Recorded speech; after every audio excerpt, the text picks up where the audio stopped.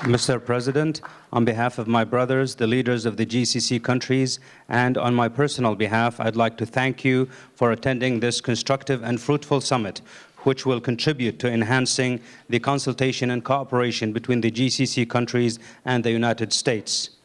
I commend the constructive discussions and the points reached.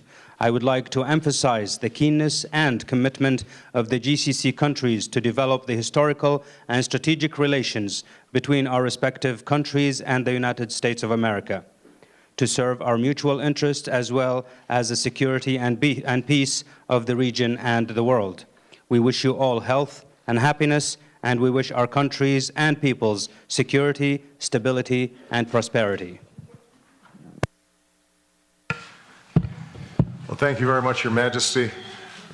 Once again, I want to thank His Majesty and the government and people of Saudi Arabia for their hospitality, as well as Secretary General Zayani and all of our GCC countries for another successful summit.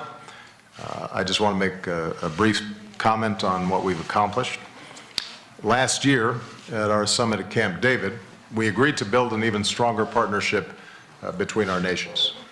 We already had strong bilateral relations and collectively had a shared vision of peace and prosperity in the region, but we felt that we could do more given the new challenges that had arisen. Today we reviewed the important progress that we've made together. I reaffirmed the policy of the United States to use all elements of our power to secure our core interests in the Gulf region and to deter and confront external aggression against our allies and our partners. And we reached a common vision on how to move forward together in key areas.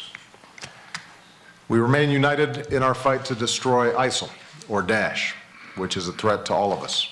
And the United States will help our GCC partners ensure that their special operations forces are interoperable, and GCC nations will continue to increase their contributions to the fight against ISIL and the coalition that we've formed. We'll continue to support Iraq as it liberates and stabilizes towns and cities from ISIL control, and will remain leading donors of humanitarian aid to the peoples of Syria and Iraq who have suffered so much. We agreed to continue working closely to de-escalate and resolve regional conflicts. In Syria, the cessation of hostilities is obviously under tremendous strain, including continued violations by the Assad regime.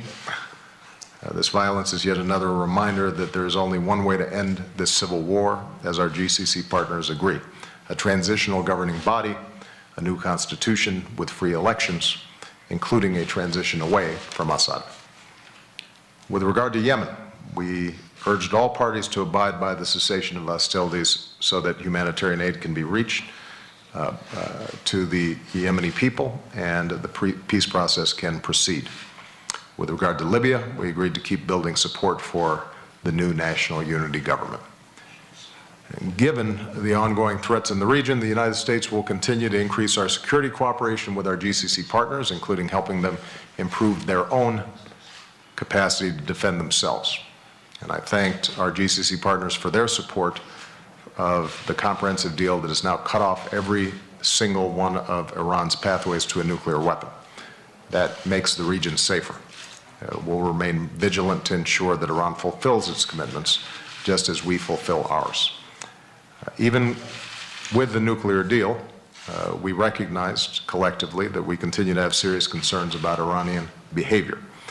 Our nation's committed to continuing to interdict illegal Iranian arms shipments in the region, impose costs on Iran for its ballistic missile program, and oppose Iran's destabilizing activities in the region.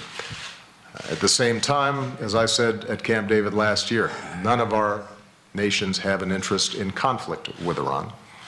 We welcome an Iran that plays a responsible role in the region, one that takes concrete, practical steps to build trust and resolve its differences with its neighbors by peaceful means and abides by international rules and norms. And finally, even as these summits focus on security issues, it remains the case that true and lasting security also depends on governance and an economy that serves all its citizens and respects universal human rights.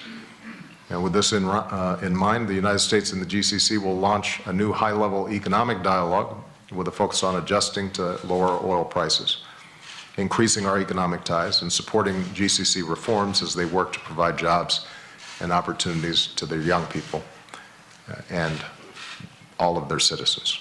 So again, I want to thank His Majesty and all of our GCC partners for this very successful summit.